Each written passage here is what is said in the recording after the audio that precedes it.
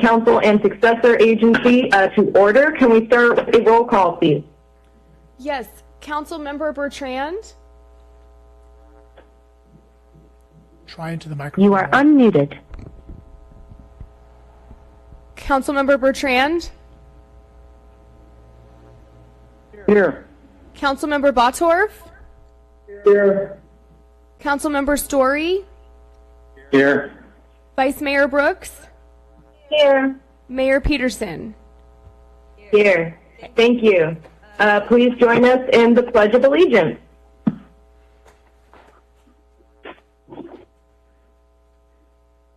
I pledge allegiance Allegiance to the flag of the United States of America and to the republic which stands one nation under God, Indivisible, with liberty and justice for all.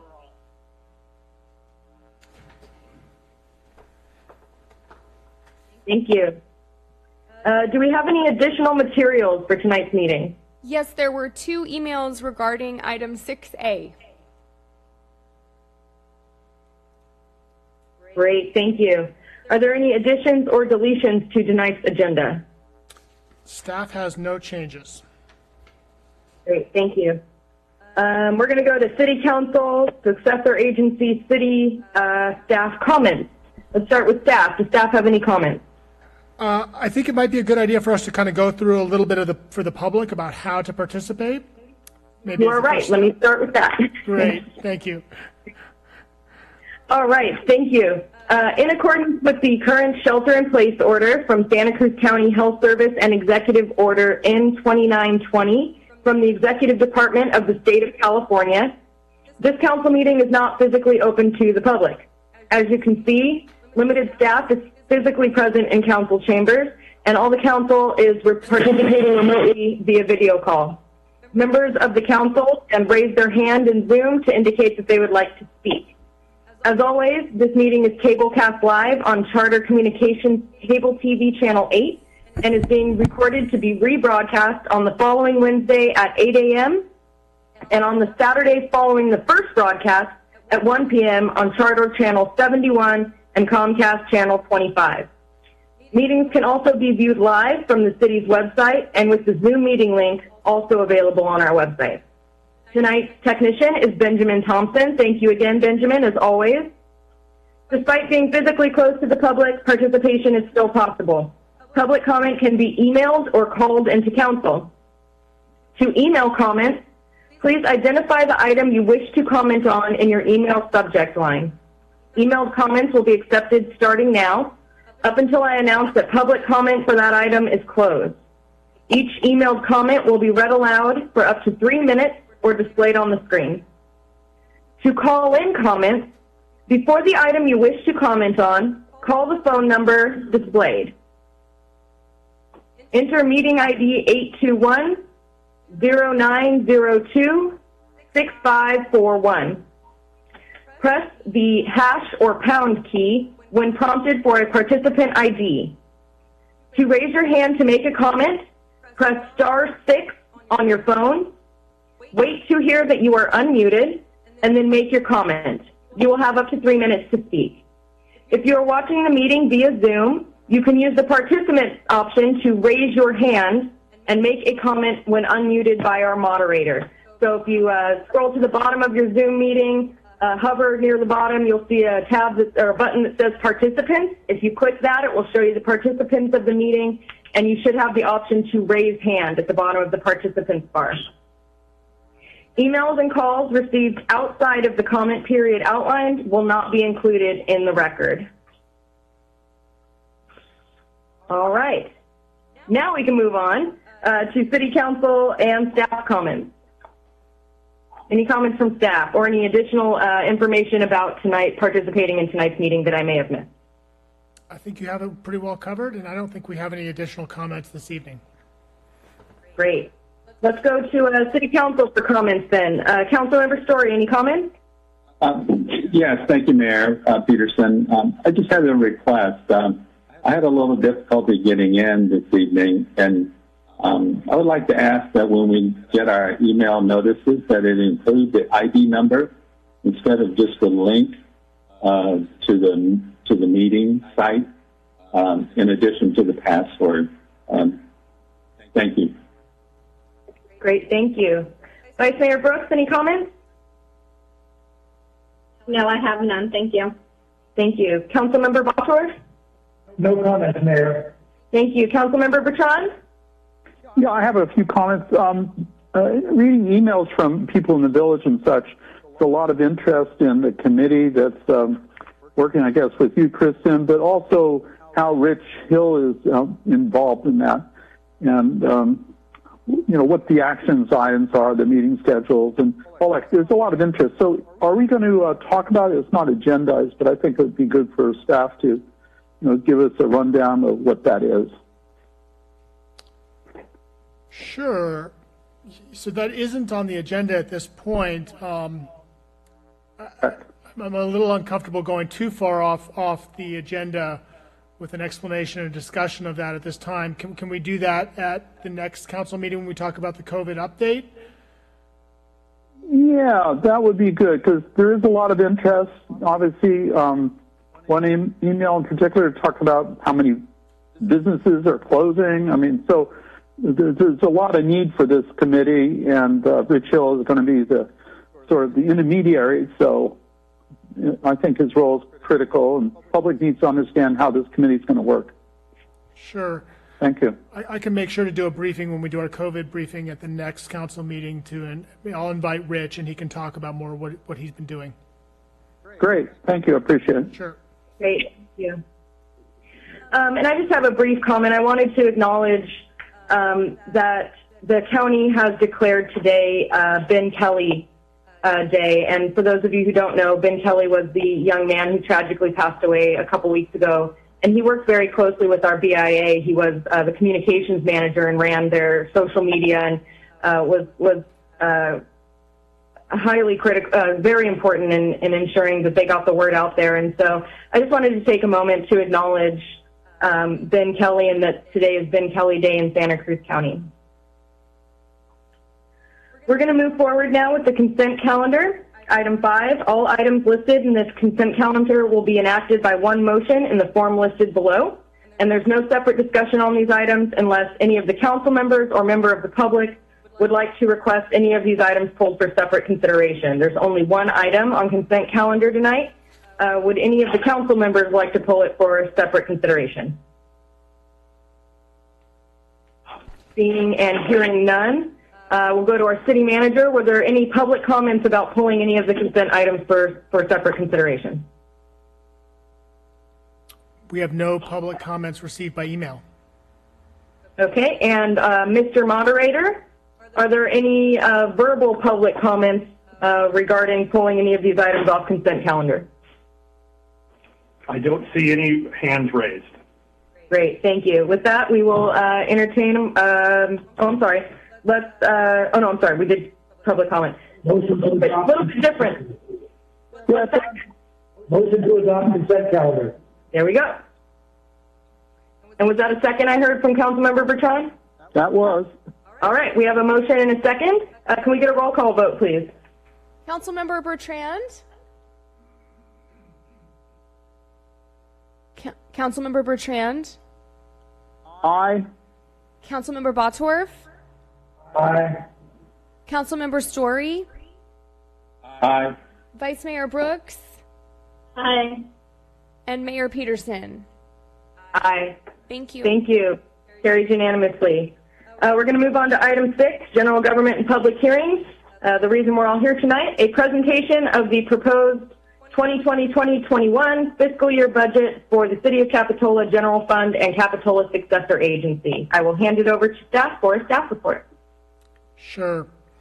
So I'll do a little bit of an introduction and then turn it over to our finance director, Jim Malberg. And, I think this is the second in our series of budget updates, budget hearings. And a lot of these points I think I made the last time around, but just to reiterate, the scope of the challenge that the city is facing and how significant the pandemic has impacted the city of Capitola from a financial perspective. Obviously, there's incredible community impacts, a lot of community fear around the health impacts, incredible impacts on our local business and obviously then the budgetary impacts on the city of Capitola. And for those of you who aren't aware, you know, the city went through what at the time people said was a once in a lifetime downturn in the 2008 Great Recession. And, you know, the scale of what we're looking at, I think, in this year's budget is on the order of magnitude of about twice what we saw in 2008. So if that helps people put it in perspective for how big those challenges were for local government, this is really, you know, probably twice the challenge that was.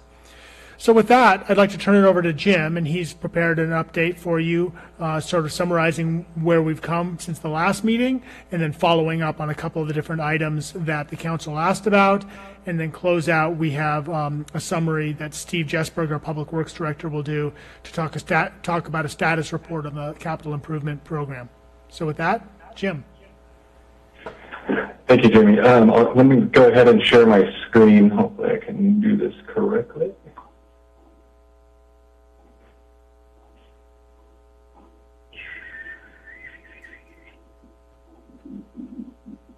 This meeting is being recorded. Okay, so that looks like it's up on the screen. So by way of just a quick summary, as Jamie just mentioned, the COVID-19, the economy has been impacted pretty heavily by the COVID-19 pandemic, significantly worse than the Great Recession that we saw a little over a decade ago. We anticipate a $4 million revenue shortfall from our prior estimates for fiscal year 2021. And if you recall, we had about a $500,000 gap that we were going to have to close anyway. So we're faced with about a $4.5 million budget gap from our original projections for this year. The budget that you're going to see tonight has all expenditures have been eliminated or reduced as much as possible, down to basically what's just legally required or absolutely necessary to maintain city services. Jim, could you go into this? There you go. Thank you. It's swap. There we go. Is that better? Perfect.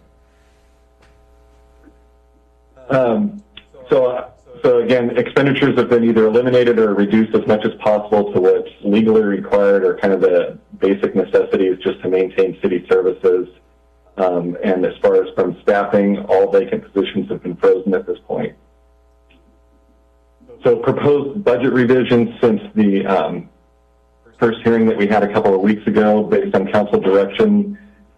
We have a true up of Measure F of about $300,000. We've released the $300,000 that was designated for the Employee Down Payment Assistance Program. And those two actions allowed us to eliminate the transfer from the contingency reserve that was to cover the negative almost $26,000 fund balance that we were looking at. For fiscal year 2021, the changes, we're showing authorized positions versus budgeted positions, and that's just to demonstrate that the frozen positions aren't being eliminated. They're simply just not being budgeted for fiscal year 2021. I went through our personnel spreadsheet and did some cleanup, was able to reduce costs just through cleaning stuff up about a little over 1% or $120,000 of reduced cost for personnel. The county health officer released some updated guidelines for running summer programs, so we revised some revenue and expenditures in the junior guard and camp programs. In aggregate, it was an increase of about $30,000 in revenues and $8,900 on the expenditure side. We also reduced our contract services for janitorial services at recreation by $6,000.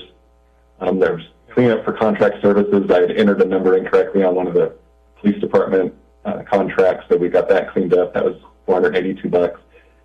And we've added from the first round, we've added the special revenue funds, multi-year assets and obligations, and the successor agency. And the net effect of those changes for fiscal year 2021 improved our position by about $157,000. So if you recall, at the last budget hearing, we were negative around 323. Now we're negative around 165, which is on this slide. So our estimated impact on the fund balance at June 30 is just under $1.9 million. That's down to $300,000, and I'll show that on another slide for the true up of Measure F. Our estimated ending fund balance is now a positive 174 rather than a negative 425. And this budget, as being presented tonight, our expenditures are still $165,000, almost $166,000 higher than our revenues, but we now have fund balance to cover that to at least have a positive fund balance ending in fiscal year 2021. As a reminder, for the reserves are fully funded, contingency sitting just a little bit over $2 million, emergency reserve just under 1.4, and I just received the April statement on our PERS contingency trust, and it's up to just under, or a little over 889,000. So that was, I think I was showing 850 or 860 at the last meeting. So we've recovered probably about half of the investment losses on the PERS trust. So that's good news there. And then this is just the general fund summary for the revenues and expenditures. The circled areas are showing what was on the previous slide. So on the expenditures, if you look kind of the top of the big circle under other finance uses, you'll see that that's been reduced by $300,000. That's the true up of Measure F. And then that took us to a negative 125 fund balance. And then by releasing the employee down payment assistance, the $300,000 allocated there, or programmed there, that brought us to a positive fund balance for 1920 to end this year at 174,000. And then in the fiscal year 2021, you can see the negative 165 from the impact on fund balance from the expenditures being a little bit higher than revenues, but we're ending on a positive fund balance of $8,600. I know there was a question last time about the fiscal year 21-22 column, and it's actually in our policy that we go ahead and include that. So I still have that in there. It looks a little, well, not a little, it's a lot out of balance because right now we still are running our revenue projections based on the information we have. But on the expenditure side, we still are kind of showing that we're returning back to normal. So as we get more data and we can fine-tune those numbers, it'll probably be after mid-year for mid-year of 2021 before we can really start fine-tuning 21-22. But that we'll be able to close that gap once we start planning that budget. Jim, before you just as a reminder for what our assumptions were for on the revenue side, this is unchanged from the previous meeting. So we have property tax going up by 4%, sales tax decreasing 20%, TOT 70%, parking revenues by 50%, parking citations 20%, other revenues down about 5% for a total decrease from the prior year of 22%, or about $3.7 million. And again, that's based on our comparison from what we're proposing in the budget tonight versus what our budget was last year. If you look at what we had planned to budget for this year, the decrease is actually about $4.5 million. Again, sales tax and TOT represent approximately 60% of our general fund revenues, sales tax being around 49% of that. Our top 25 sales tax generators represent about 63% of that total sales tax, and the top 5, 35%. So we'll be watching closely how those businesses, how they're allowed to reopen and how quickly they can get back to somewhat normalcy. And that'll impact us quite a bit on our revenues. Sales tax revenue projections, we actually received the statement from the state yesterday on what our final payment will be for the first quarter of 2020, third quarter of our fiscal year, January through March 2020, and we're at $1.15 million. That's down about a little over 10% from what we received prior year at the same period, and just under 12% below what we had budgeted for this period. Right now, staff and HDL are analyzing that data. So what we got yesterday was just the statement to tell us the amount of money. We don't have any data to show how that money was generated. That'll take a couple of weeks before that's available from the state, and then probably a couple of more weeks for staff and HDL to go through it and kind of reconcile our projections and then see if we need to make any adjustments from there. So we're probably about 3 or 4 weeks out before we really have a real good handle on what that data looks like. On the expenditure side, this is our forecast and changes from prior fiscal year. Personnel is at 8.5% or 840, so that's slightly different from what we saw at the first hearing, and that's due to that cleanup that we did. So that's, I believe, $120,000 more of reductions on personnel. Contract services, slightly different, came down a little bit, I think 30,000, somewhere along there. Training and memberships, supplies are the same as last time at just under 39% for training and memberships, and supplies a little over 12% decrease. Grants and subsidies, the percentage is still 100%, but since we're comparing to prior year, I had put in 275,000. It was actually 269,647. So I just cleaned that up to make it accurate. And then internal service funds and other financing uses are the same as from the first hearing at 22% for the ISFs and almost 84.5% for other financing uses, which again is primarily no transfers into our capital improvement program. I think this would be a good point to pause and see if we have any questions on any of those before I move on. And if not, I will move on. I had a question. Okay. This is concerning the contingency fund transfer, and I saw the slide that says the transfer was being eliminated, which is reflected in most of the charts, but I was a little confused about on the packet page 22, where it references the contingency reserve. The amount to be drawn down from the contingency reserve would be approximately $166,000, and that's reflected also on page 24 of the packet, which shows the proposed 2021 contingency down at about $1,895,000, and then also on the agenda packet, page 115, which has the contingency reserve sources and uses. It also shows it going down by about 166,000. So I was unsure whether we're actually are just using it for cash flow, or if we're actually transferring that amount of money into the operating budget. So that I started taking those transfers out, and I just missed some of the links. So when you look at the balance of the reserve, I had it linked back to what our deficit was, and just didn't clean it up. So that I'll have that cleaned up before it comes back to council. But right now, I don't have any transfers. There should not be any transfers. Okay. So that's just kind of a presentation timing, and all those will be reflected that there will be no transfers out. Correct. Okay, great. Thank you, Jim.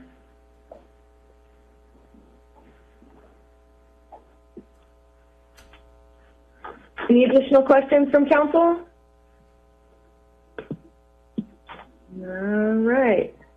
Okay, then I will continue on.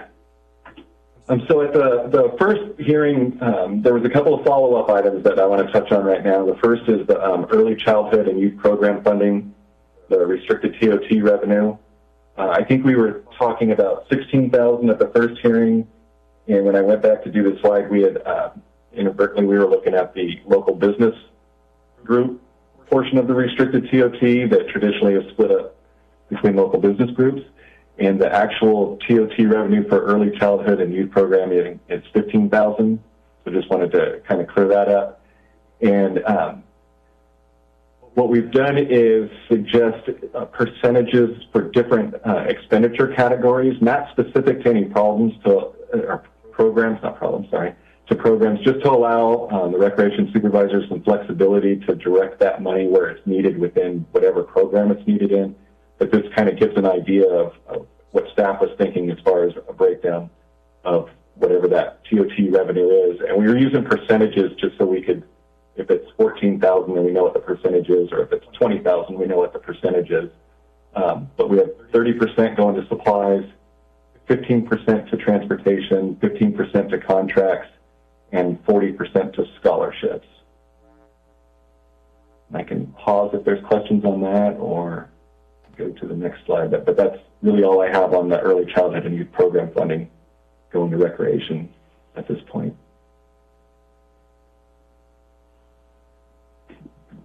All right, any council members are invited to click the raise hand button if they have any questions on this slide. Mayor? Oh, I'm sorry, yes? Well, I just want, for some reason, I don't have those icons available. So if you scroll to the bottom of the presentation, you should see where it says participant. I do. I see that. If you click on that, it'll pull up a toolbar, and at the very bottom of that, there's 3 buttons: invite, mute me, and raise hand. Oh, I see. Okay, great. Thank you. Yeah, no problem. I see that Councilmember Bertrand has his hand raised.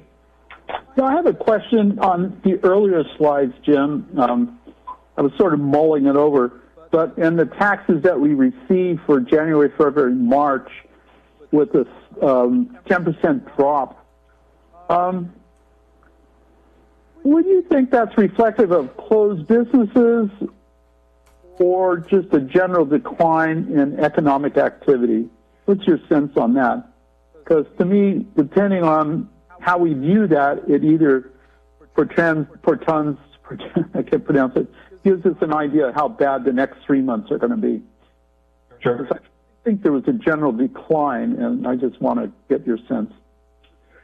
There was a little bit of a decline in the payments that were coming in for, like we get 3 payments for sales tax, and those first 2 look lower than what I was anticipating. But that's not really a good test because the state will true it up at the end. So the last payment we got was larger than I was expecting. So I really think that the drop, if you recall, the shelter-in-place orders went into place in Santa Cruz County on March 16th. So we had a 90-day quarter. We had about 75 days of normal activity and then 15 days of completely shut down. And we had thought that first quarter would drop by about 10 or 12% just based on the closed businesses. Okay, so maybe we did a little bit better than projected at the time. Possibly, yeah. Okay, thank you. Councilmember Story, did you also have a comment that you wanted to make, or a question, rather? No, Mayor. That was my question, and you answered it. Thank you. Okay, thank you. All right. I will move on to the next topic that we wanted to touch on was the availability, the CARES Act and availability of CDBG grant funding. So there's going to be 3 rounds of CDBG grant funds, and this is the first of those 3. And we believe there's a little bit more than a little over $195,000 available. That money can be utilized for responses to COVID-19 issues and must apply with national objectives. So it has to hit all 3 of these: benefit low-income households, prevent blight, and meet an urgent need. And it must be available to everyone. There can be no discrimination, and it can't go to groups where there's a membership required. The proposed allocation to the allowed activities, we're proposing 42% to public services, which includes food distribution and housing assistance, 21% to homeless housing facilities, and 21% to economic development or micro enterprise grants. What that looks like from a funding perspective is from the housing facilities and homelessness, 21% would be about $40,000, almost $40,500. And that's the CDBG CV request. We have that column there for community grants, just showing what we gave to each of these areas through the community grant program, just kind of as a reference point. For public services, which includes the food service and housing assistance, we have that at proposing 42%, so that's $80,925. And then on the economic development front, 21%, or again the same $40,465. We also have $25,000 in our Housing Trust Fund program for housing assistance, which is a special revenue fund. And before I move on, I'll pause and see if there's any questions on the CDBG or CARES Act.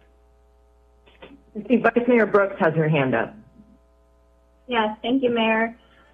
Jim, can you talk a little bit about the flexibility of the percentages that you're proposing here? And similarly to the previous slide, is that something that, are those percentages flexible? I'm going to actually defer to our Community Development Director, Katie Herlihy, because she knows a lot more about this than I do. And good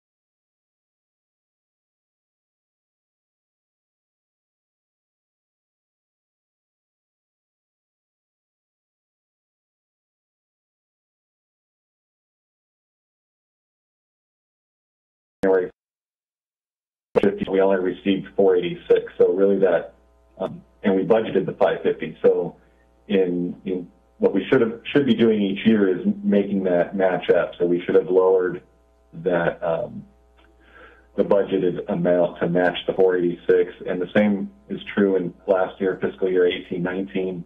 We were a little closer last year, but again, it was still a little, $25,000-$30,000 short there, 25. And then this year, we've received the first 3 quarters. We still have a quarter to go.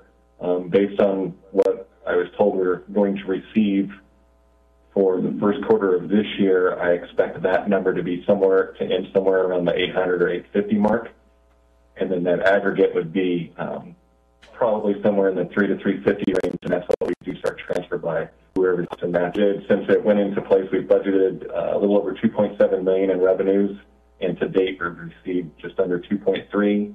Again, we probably have somewhere in the $80,000 to $100,000 will probably come in this last quarter. I'm hoping that it's not any lower than that. As far as the expenditure side, we budgeted everything to the projects that are listed over there on the far left: the wharf, jetty, flume, 2017 wharf repairs, beach loader. This Measure F paid for a little over 50% of that. The Grand Avenue path repairs, and then the 2020 wharf repairs. And that number, the $200,000, is still an estimate. We're awaiting final costs on that one. And out of the 2.7 that we've budgeted, we've actually spent a little over $800,000.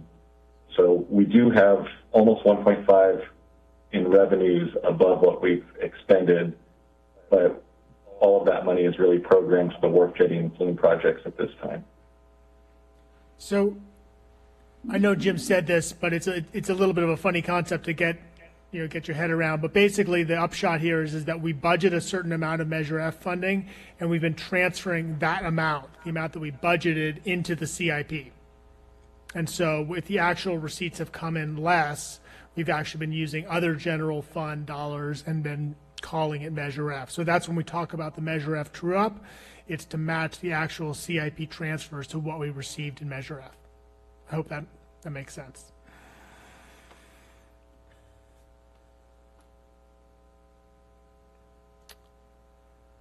Okay, I'll go ahead and move on. I think, we have 2 slides on our CIP status update. So this one, fairly self-explanatory. We have the projects listed on the left. Funding sources are across the top: general fund, Measure F, other. What we've appropriated or encumbered, what we've expensed, and what our fund balance is as of right now, and what our estimated construction cost is. So on the estimated construction cost, if the number is green, then the project's fully funded. If it's in red, then it's not fully funded yet. And I can pause here for a second if we have any questions. Let you kind of look at the projects for a second and see. Hey, Councilmember Story has his hand raised. Yeah, and actually my question is concerning the Measure F true-up. On the previous slide, it looks like the total delta was $445,000, but we only transferred or adjusted the fund balance. The difference is what I'm estimating to come in for the fourth quarter. We just received, it was $167,000 for the first quarter. I think it'll be half of that. So before I had yesterday's number, I was estimating that delta would be about $300,000. I think it's going to be closer to $350,000. And then once we know what that number is, then I'll do that. The true-up will be what the actual difference is. This is just kind of an estimate at this point based on what we have to date. So that will be a moving target as we move forward.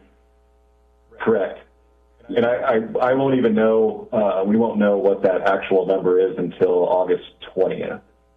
Yeah, okay. Thank you. November. Oh, no, that's right. August 20th. And Vice Mayor Brooks has her hand raised now.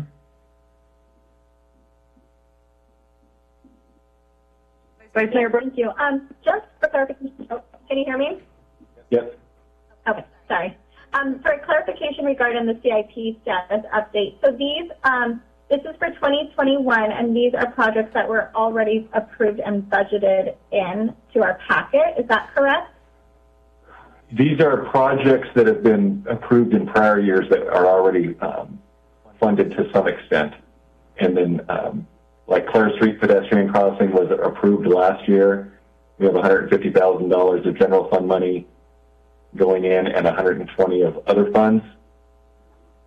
But it's not coming out of the 2021. These are just an update of projects that are already funded. And are they funded to completion? So meaning if we continue to no longer fund, so we have like CIP projects on hold, are these on hold, or I'm trying to wrap my mind around this. Sure, I think I'm going to defer to Steve and let him kind of walk through this. Good evening, Mayor and Council. So can you hear me, first of all? Yes. Yes. Thank you. The status on the right for each project, on hold means we're waiting for information from, in the case of the Monterey Park Railroad Station pathway, from the Regional Transportation Commission. Rispin Park is on hold. We're kind of not actively moving forward with that project because we're waiting for the Prop 68 state park grants to be released. So on hold means we're waiting for actions from other agencies. In design means we're actively working on a design, or in case of the utility undergrounding, PG&E is working on that. Does that answer your question? Sort of. And then the status is kind of like where we are today of all projects being on hold, meaning that we're not going to be spending any additional dollars. Is that reflected here, or are we anticipating these costs? So the expenses to date column shows what we spent today. At this point, we would not expend any additional funding for putting a project out to bid or completing construction without coming to the council and getting further direction. So for example, except for the library project, which is ongoing, for example, the Capitola Avenue sidewalk and retaining wall, the second project from the bottom, we don't have an estimated construction cost there because there's some phasing we could do. It is in design. That is completely general fund, funded by general fund money. So we would not proceed with that at this point without coming back to council.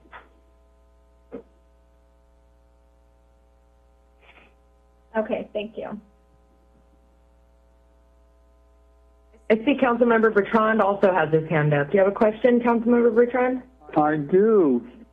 That's why I put my hand up. But I put it up so long ago, I was thinking, oh, should I back off in the question or not? Because it's a touchy one. In terms of the library, there's a delta here of about $800,000. We have an existing fund balance about $800,000 over the estimated cost. Now, I know things are changing on the cost. Is there any projection there? Could we recover that $800,000 at some point, or maybe less? What's the thoughts on this? So the costs for the library show the actual known costs or anticipated contracts that have been let. They do not, at this point, include any costs for relocation of the high voltage lines at the library or delay costs from the contractor. I'm uncomfortable forecasting those. We do anticipate we'll have sufficient funding, but that fund balance will go toward those costs. Okay. Do you think we'll get anything back into the general fund at this point, or do you want to hold on that comment? I'm hopeful. To be honest, I think there'll be some, but until I see what PG&E's costs are going to be, I'm reluctant to commit to anything. Okay, so timelines have changed in my mind. What is our estimated time of ribbon cutting? Ribbon cutting will be this fall. We anticipate continuing construction this summer, and then it's possible that the contractor will pause while we're waiting for PG&E to deal with the power lines. That's what we're looking at right now. Okay, thank you, Steve. All right. Seeing no additional questions, I think we can move on. Okay, move on. I have one more slide on CIP status. So again, same thing. Projects are listed on the left, funding sources across the top. On this page, you'll notice that all of the, other than the wharf improvements, all of the projects are fully funded. Park Avenue sidewalk, which had $250,000 of general fund, is completed. So, and then Park Avenue storm damage, I guess we have $100,000 of general fund money.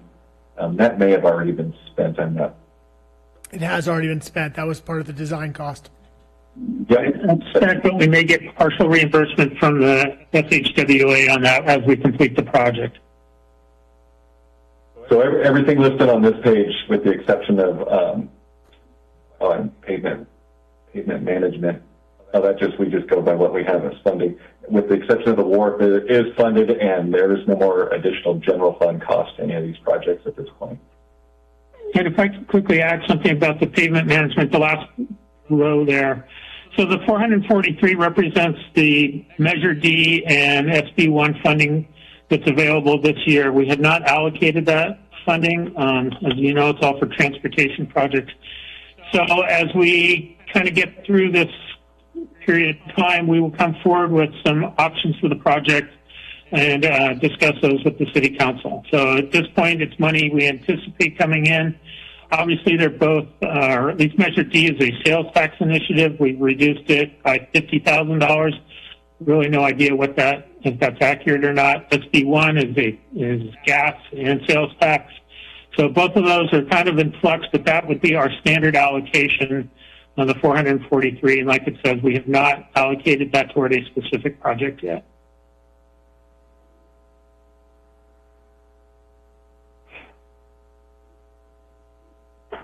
I see, let's see, was that Councilmember Story? Yes, it is. Okay. Thank you, Mayor. Steve, the differences between the existing fund balance on this spreadsheet that's posted currently and the estimated cost, they're all green, which means we're overfunded. Are the balances eligible to go back into the general fund? So for the Measure F projects, the flume and the jetty, so those are all completely Measure F. There is a fund balance. If we proceed with construction, we estimate there'll be, it's the difference between the second to last and third to last columns. Would be a fund balance. We do not know the firm construction costs yet. Obviously, we haven't bid that project, so right. Something to determine. Yeah, understood that you just estimate stuff. Right. Yeah, so they would be returnable to the general fund. Right. Thank you. Councilmember Bertrand, I see you have your hand up. Is that a new question, or was that from the last question? Oh, no, I put it down from the last time, and now I put it up again because I have another question for Steve. Okay. Yeah. So you mentioned that, some of the revenues, you mentioned $50,000 less, for the pavement management. Sometimes in the past, you've, I think, aggregated funds and then did a big push on a project. In terms of your money sources, is that something you could do this time so you could get better deals, or would they expire? Because your sources, I'm not always sure about. Some are grants, and I don't know if you have to do it right away, that kind of thing. So for the last two previous fiscal years, we have aggregated both our SB1 money and our Measure D money. To our benefit, they have both now been expended for the Park Avenue sidewalk project, which was just completed, and the Bromer Street project, which is just beginning construction. So we're kind of all caught up with my aggregation of project money, and that 443 in the spreadsheet here represents the new money that we anticipate in 2021, and that is something we could carry forward so we desire and put it together with future monies. Thank you.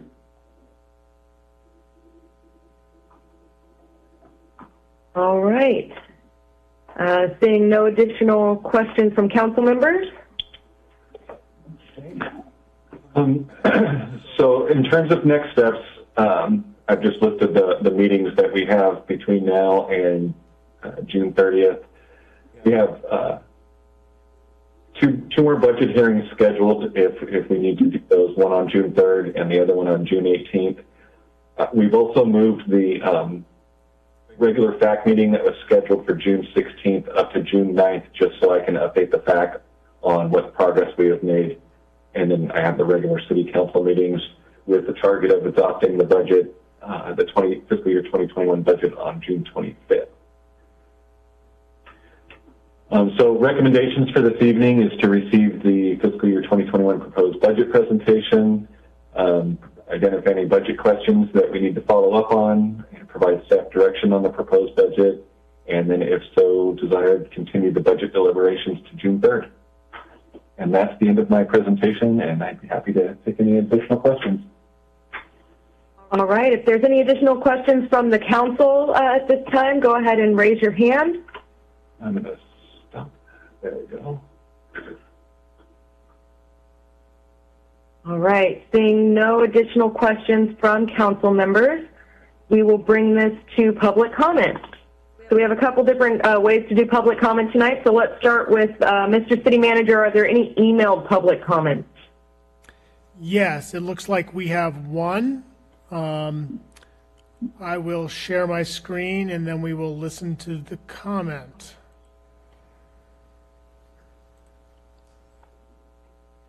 Can you guys see this? Yes. Okay. Unfortunately, it looks like we don't have audio. Yeah, we don't hear it though. Yeah. Well, I think I hear it, but it's quite quiet. Why don't I just read it just in the effort and just keep this process moving? So this is an email from, looks like from David Bianca. I'm requesting you reconsider your cuts to services to your residents through community programs, essential partner in good times and first responders in times of crisis for food, shelter, clothing, medical care, child care, dental care, support services, and mental health services. Your children, families, and seniors depend on us. They consider our services necessary and not a luxury. I ask that we share the financial pain as a true partner and not be completely defunded and discarded. We have not and will never disregard the needs of your residents. David Bianchi. That's the only comment we received here. Great, thank you. And Mr. Moderator, Larry, are there any verbal public comments? Anyone in our Zoom, any one of our Zoom attendees that have raised their hands? Yes, Madam Mayor, I'm going to unmute we have one person at this point. Okay, and they'll have 3 minutes to speak, correct?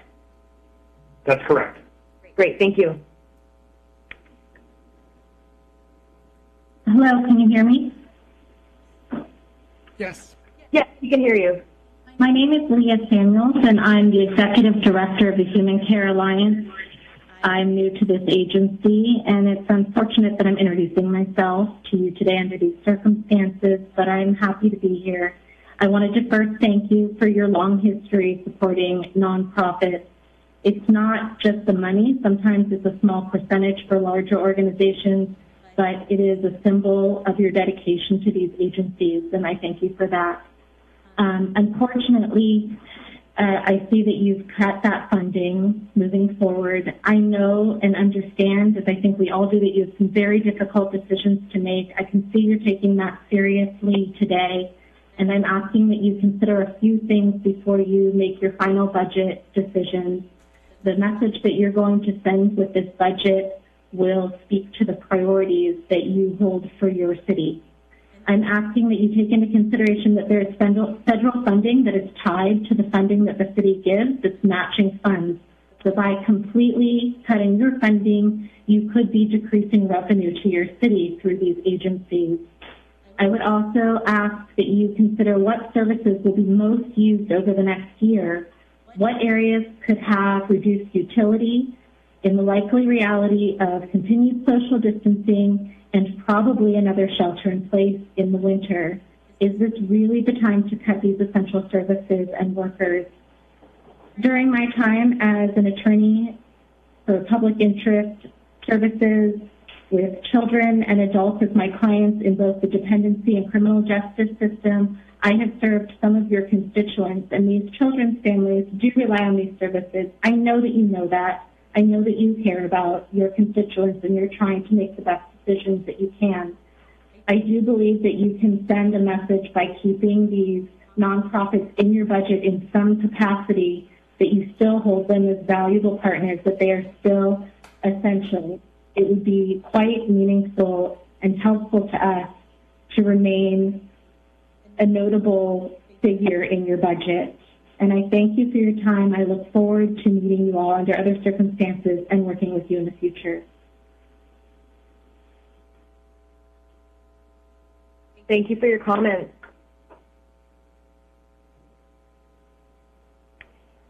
I do not see any other hands raised. Okay. All right. With that, we will bring it back to the council for additional comments and deliberation. Let's start with Councilmember Story. Any additional comments? No, Mayor, no additional comments. Thank you. Vice Mayor Brooks? I have no comments. Thank you. Thank you. Councilmember Bosworth? Yes, thank you, Mayor. So I was listening to the questions brought up by the council members, and I didn't hear a lot of direction requested to come back for a future meeting. So my concern is there anything else that we're waiting for that's prohibiting us from adopting this budget? Maybe we could get staff to answer that for us. From staff's perspective, we've prepared the budget, and so it's ready for adoption. Obviously, there's a couple corrections to the contingency that the finance director noted. But if we got the direction tonight to come back, we can come back with the package to adopted budget at your next regularly scheduled meeting. So well, with that being said, I'm going to go ahead and make a motion to adopt the budget. We have a motion. Do we have a second? Mayor Peterson, if this would be a good time to just add, if we needed, or if we needed to add the language that our city manager has the discretion to amend the dedicated children's fund in the rec department. I think that's already part of our, I can't remember if it was a former resolution or if it's just a city rule or something, but I'm pretty sure that if under a certain amount of money, our city manager has the authority to make adjustments on his own. Do we need to include that in this resolution? That's a good question. So technically, no, you don't. We do, there is a certain budget threshold that I can adjust the budget within. Actually, department heads can make certain levels of adjustments on their own. I can make others, and then other ones we have to come to the city council. Frankly, this has been a funding source that has received so much attention that if the council was specifically putting it somewhere, I would certainly be loath to move it without communicating with the council. However, if your direction is understanding that this is a placeholder and that they could be adjusted as necessary under the existing rules and policies that the city has, that would be good direction, and for us to know. Okay, thank you. I see Councilmember Bertrand and Councilmember Bosworth both have their hands up. So let's start with Councilmember Bertrand. I'm sorry, before we do that, we have a motion on the floor. So do we have a second before we move forward with further discussion? Okay, so hearing none, the motion dies for lack of a second. Let's continue our conversation. Councilmember Bertrand. Councilmember Bertrand, you're muted.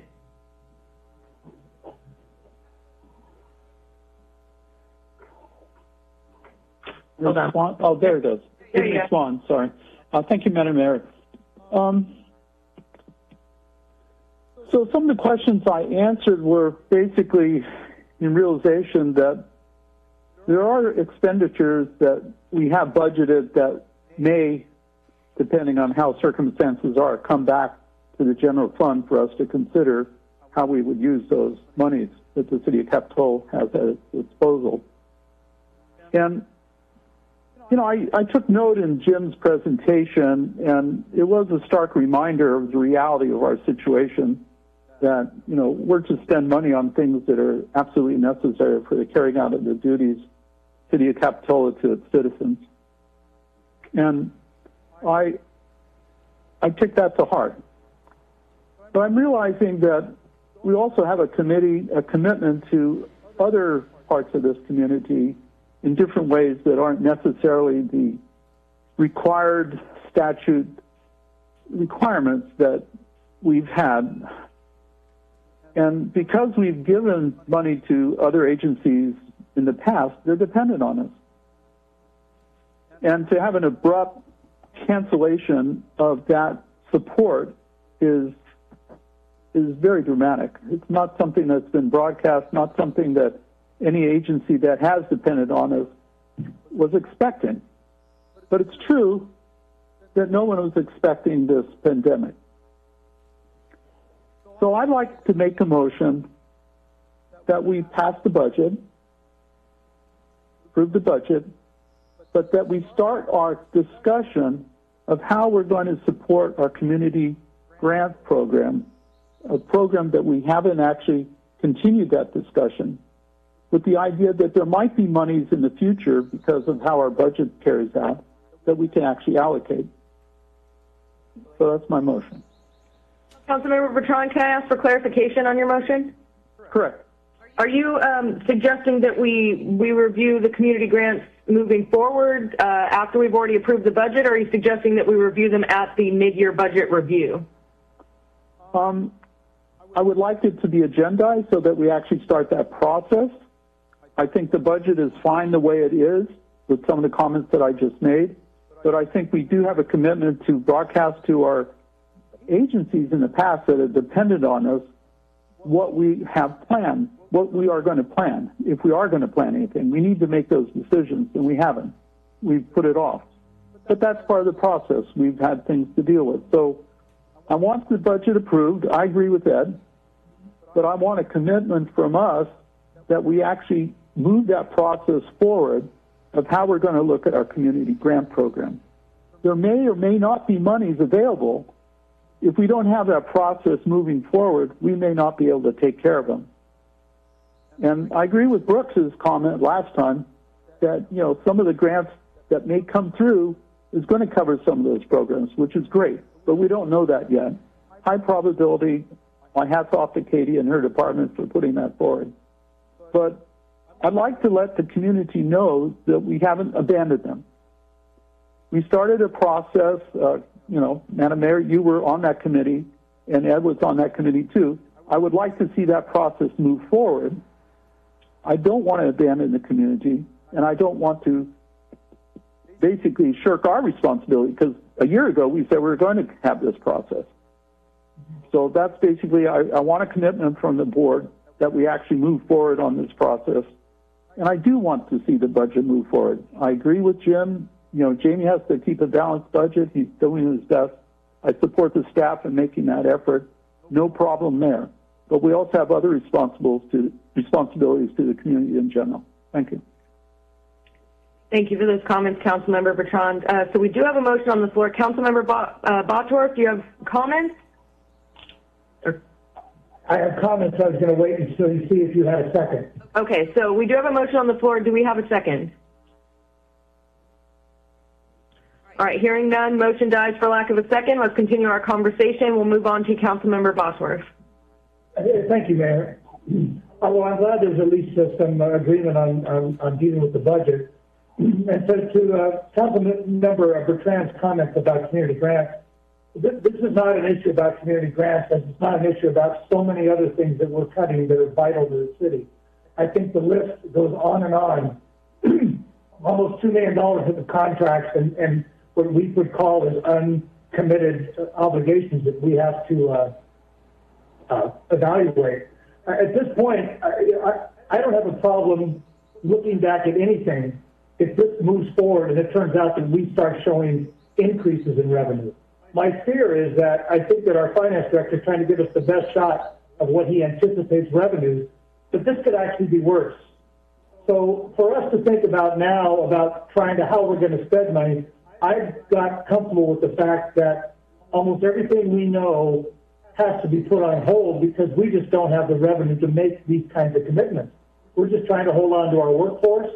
We're trying to keep the lights on, and I think anything other than that, there are so many warranted programs, and you know, I'm hopeful that somehow through the CDBG grant, that maybe that money can be used to fund Meals on Wheels. I don't even know things like this, but I know that I have great confidence in the mayor and the vice mayor that any money out of that CDBG fund that can be allocated to any group that's eligible, it will happen. But right now, I'm just trying to pass a budget to get us moving forward and start thinking about, you know, what we need to do and plan for that. And let's just hope that the numbers come in even 1% better than what we're forecasting. Thank you. Thank you, Councilmember Bottorff. I see Vice Mayor Brooks has her hand up. Yeah, thank you. Well, it sounds like Councilmember Bertrand and Councilmember Bottorff are actually in agreement on the motion that was previously made. It sounds like we would be okay with moving that forward. I just have a question. Mayor Peterson, you mentioned was it a revise or a time when we come back to discuss this budget? So should there be monies that open up, or should there be a change in the budget, or everything looks better per se, would we then be able to obviously we would be ready to reevaluate whatever we could at that point. Is that correct, the manager? Yeah, so I mean, I think we talked about this a little bit at our last budget hearing, and maybe I'll just reiterate that point, is that normally we do the one mid-year budget adjustment and budget check-in. I think this year we're going to need to do it more frequently. And so we talked about the challenges with forecasting the revenue because, you know, it's hard to, there's so many different factors that go into this. So I think it makes a ton of sense to say, look, this is our budget at this point. It's our first flag in the sand, but we're going to come back each quarter and talk about where we see it playing out. Thank you. And I would just echo what Councilmember Bertrand was saying, is that absolutely our community grant recipients are our priority. Our constituents are our priority. And they definitely will continue to be so throughout the year when we hear these updates. So I'm going to revisit that motion, Councilmember Bottorff, and just say that if we can hold, I guess we don't need our next money, and I would motion just to carry on to our June meeting to approve this budget as presented today. If that's a motion to just approve the budget, I'll second it. Thank you. Okay, we have a motion and a second, and we'll continue for discussion because I see there's still some hands up. Before we move further with additional comment, I would just like to throw in a comment also. I agree with what's been said about the importance of the community grant program and the need to continue to evaluate what our options are as we move forward, while also approving a budget that looks most appropriate and necessary for the time we're in right now.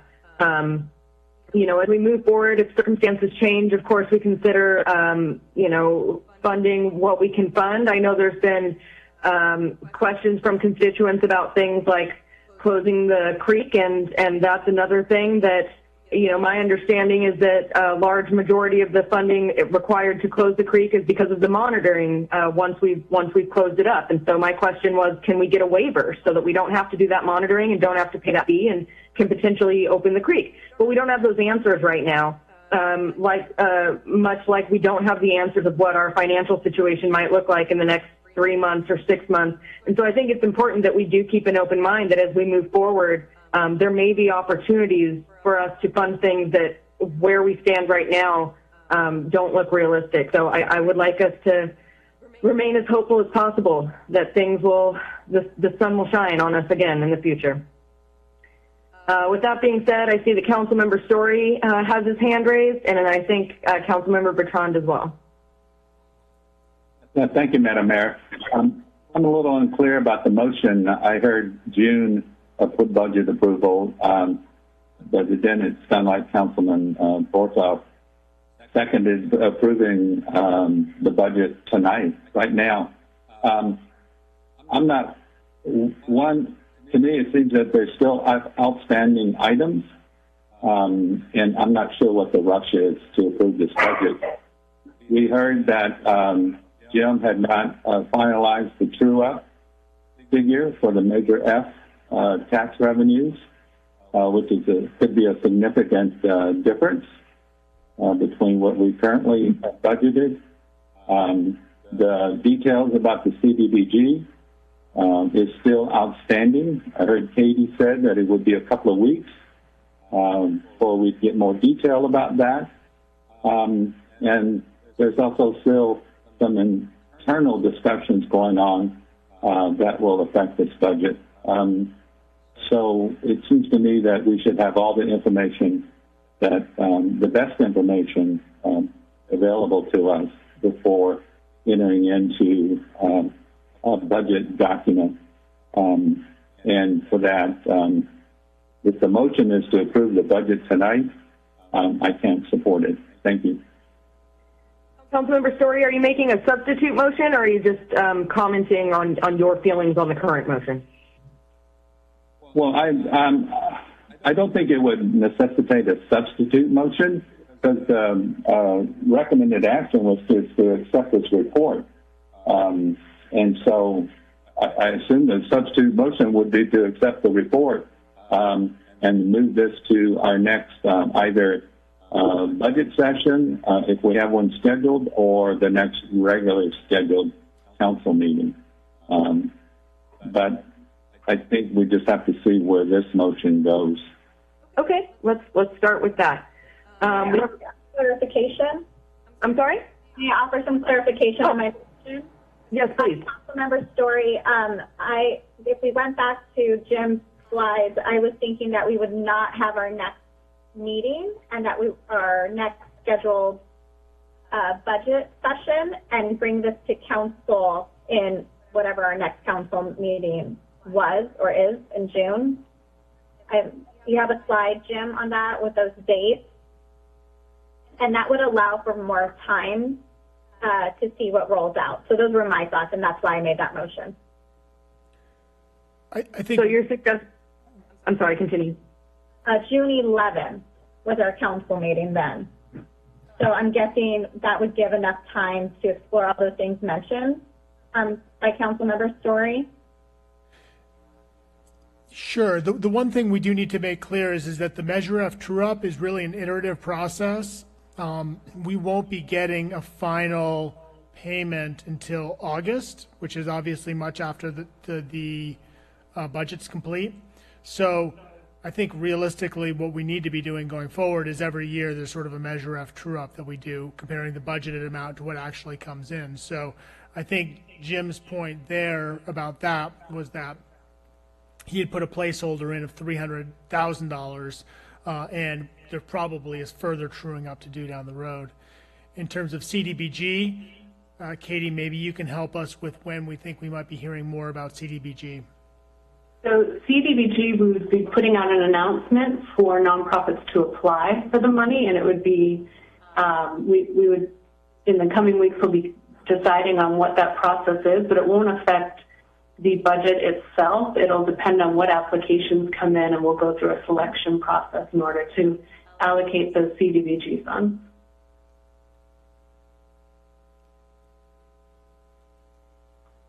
So it'll depend on who applies and who is selected. May I ask some follow-up questions? Yes.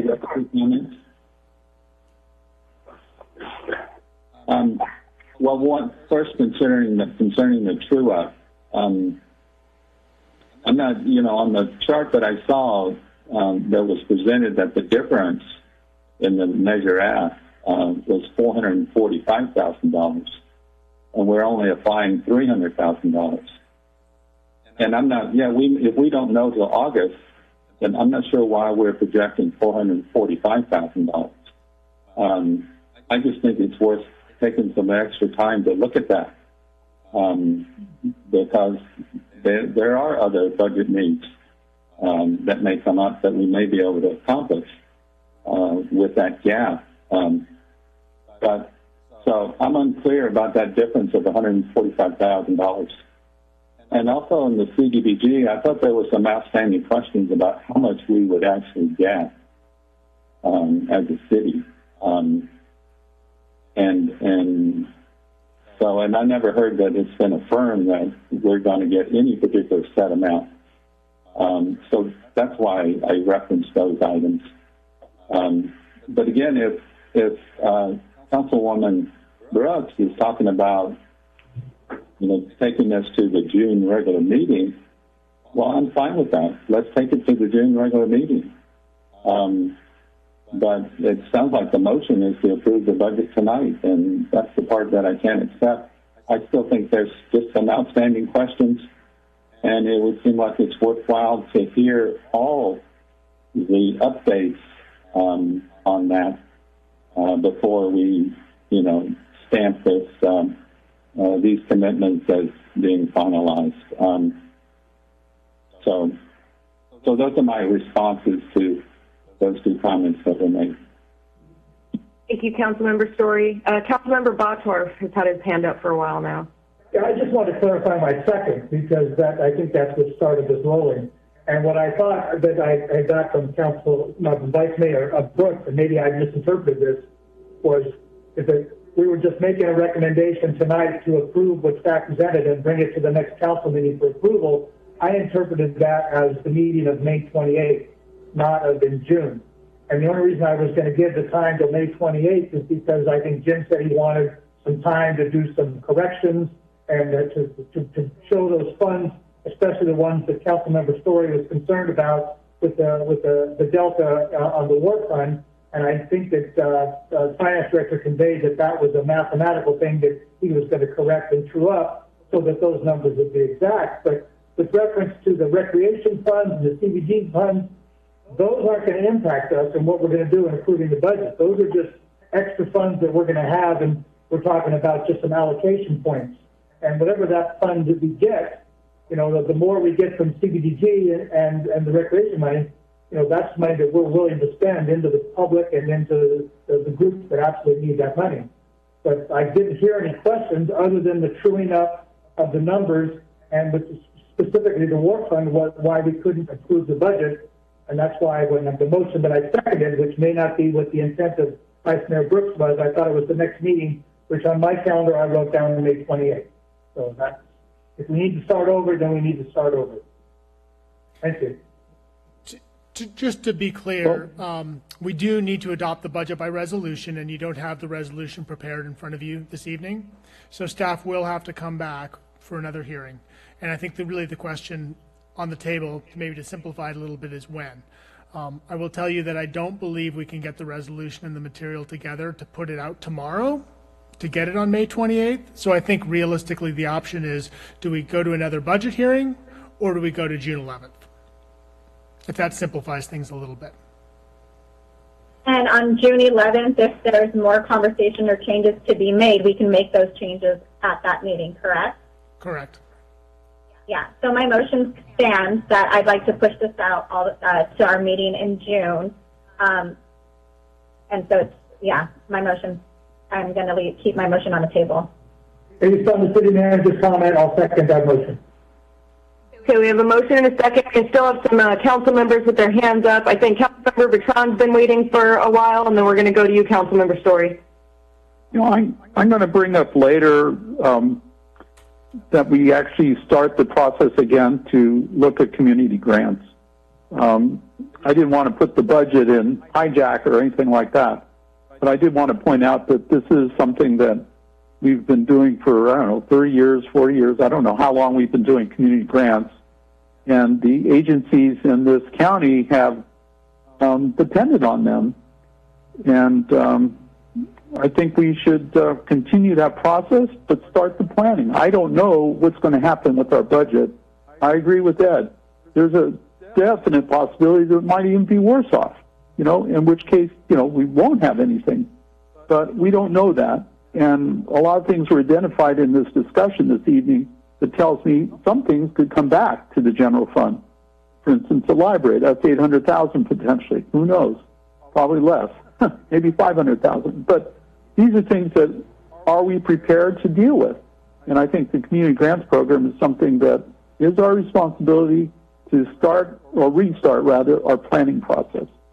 So I would like to support the motion that the Vice Mayor has done, but I also want to remind the City Council that I think we should move forward on the planning process that we initiated at least a year ago. Thank you. Thank you. If I can jump in, and Councilmember Story, I'm going to come to you right immediately after. I just wanted to clarify some things. So if I understand what you're referring to, Councilmember Bertrand, was a couple years ago, Councilmember Bottorff and I had a kind of ad hoc committee to look at our community grant program. Since then, we had hired the consultants to review and determine what our how we wanted to determine our priorities in our community grant funding, how we could ensure that our community grant funding was equitable. So you're referring to that process that we've been involved in already, is that correct? Yeah, so there was the initial committee of you and Ed, but the restart was with the contract that we put out and the hearings that we had on that, which I thought was a very good direction, and I appreciate that direction. So if I can offer a recommendation, what I would suggest is that we can, knowing that we're going to need to wait, a couple months and weather this storm to see what our finances are going to look like, if it's going to be better or worse than we thought it was. I would be happy to continue with the process of considering what our priorities are as a city once we have funding available that we can give out. Continuing to consider how do we equitably, how do we have equity in the distribution of these funds. Those are questions that I think that the council can consider in our normal council meetings as we move forward until we get to that next budget review. And at that point, we can take the principles that we've considered and continue to discuss and use them to decide if we have money, how we can distribute it. Would that be? You're totally in agreement with what I'm trying to get across. Okay. And I'd like to put out also, this is a chance that you guys are going to ding me on the street when you see me. I am going to say no funding for CAB. Duly noted. Thank you. All right. Councilmember Story. Thank you. I just wanted to get clarification that Councilmember Brooks' motion, implicit in her motion to take this discussion to the regular council meeting of June 11th, is that the budget session scheduled for June 3rd is to be canceled?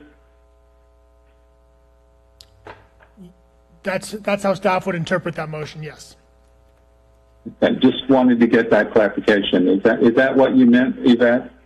Yeah, I'm just trying to buy us some more time. So I'm thinking if we can push it out till our June meeting, and if there's any updates and changes and things that roll out, that I think that buys us the most time. And then I believe there could be a follow-up meeting after the June 11th meeting, according to that list Jim showed us. So, yeah. Okay, so we would cancel the June 3rd budget session and just bring it to the June 11th meeting. Okay, got it. Thank you.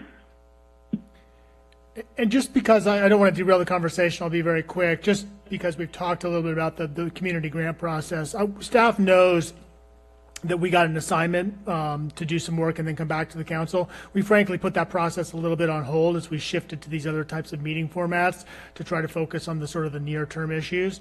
But there are a number of outstanding items. That's one. I know also the council conduct policy, that got put on hold as well. So we can come back and revisit those things.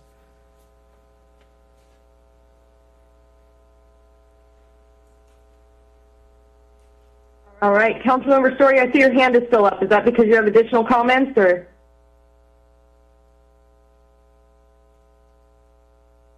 No, excuse me. I just failed to lower it. No problem. All right, if there's no additional comments, we have a motion and a second. Can I ask our city clerk to clarify the motion that she has on record? Yes, can you hear me? Yes. Okay, so what I have is that the council is approving the budget as presented to then go to the regular council meeting of June 11th for official adoption based on a resolution. And if we need further discussion at that time, that can take place. So I'm seeing no.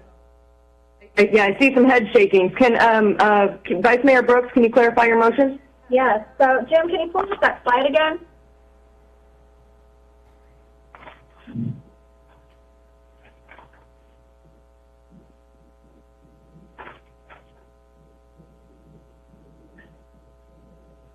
You're asking for the slide with the dates, right? Yeah.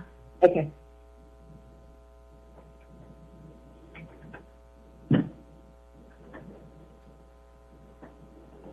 So my motion is to carry or to move forward with our budget with staff recommendation or the staff report to bring it back to June 11th for further council deliberation. So your motion is rather than to have an additional budget hearing, to just bring the budget back to our normal council meeting, correct? Correct. Okay. I think it's clear. Was that the understanding? I'm sorry, go ahead. Clarification, staff would need to know whether or not we're supposed to be bringing the resolutions for adoption to that meeting? Yeah, that would be my second if you're bringing a resolution to the 11th meeting. Yeah, I would anticipate you would be prepared with that, but in light of all the changes and things going on right now, it also buys us time, and something might happen from now till then that could substantially change that resolution. So absolutely be prepared with the resolution on June 11th, but council can deliberate even further, and it can bring it back on June 18th if necessary, as stated here in the next step.